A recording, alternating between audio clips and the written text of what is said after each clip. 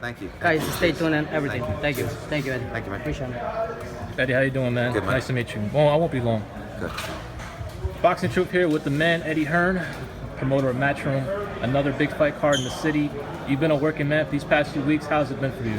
It's good, non-stop as always. You know, it's great to be involved with cards like this. Obviously, we had the World Tour last week for the Joshua Ruiz fight, and now we've got Devin Haney, who's sort of emerged as one of the top young fighters in the sport, and it's a big fight for him at the Garden on Friday night on DAZN. A lot of people are high on Devin Haney. He has a chance this Friday to prove that he's a legitimate contender.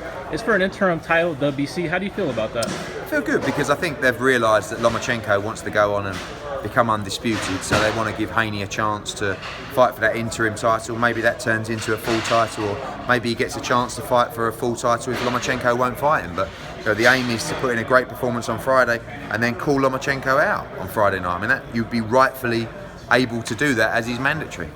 He'll be interim if he wins this fight, but doesn't it raise a red flag that WBC have no intentions of enforcing this fight anytime soon? I think they will, but they can't really enforce the fight when the guy wants an undisputed fight.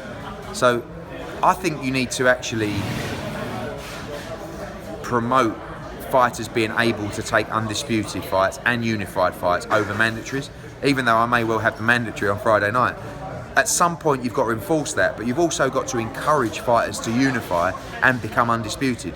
So the fact is, Lomachenko wants to fight the winner of Lopez and Commey, but that fight takes place on December the 14th. So what we're saying is, if Haney wins on Friday, why not fight Haney in December? Because you're going to have an interim fight yourself. It's been almost a year since the DAZN has launched. A lot of people in the business are wondering the success of the DAZN. You have signed a lot of big name fighters, there's no doubt about that. But your rival Bob Arum has been quoted as saying that this has been a disaster so far. What's your response? Well, I think Bob Arum should worry about some of the dross he's serving up on ESPN. I mean, look at the Fury fight on Saturday night. God knows how much money he's spending on that. No one's bought a ticket, no one's interested to watch. So Bob Arum's job is to try and sort of, we call it in Britain, poo-poo what other people are doing. So if you look at the growth of DAZN in a year and the fighters they've got, it's been incredible. The numbers are very, very good. You've got another big Canelo fight coming up on November the 2nd.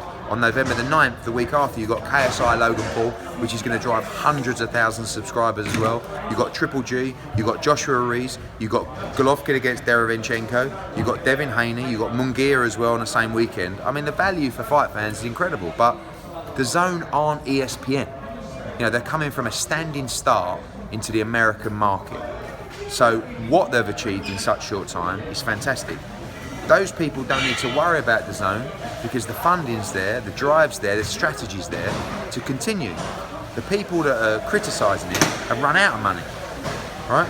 They don't really have the ability to compete anymore.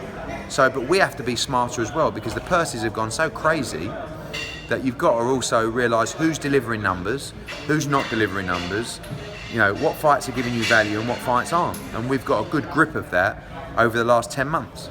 Eddie, I didn't get a chance to ask you this, but you, out of all the promoters, they've been talking about big fights in Saudi Arabia.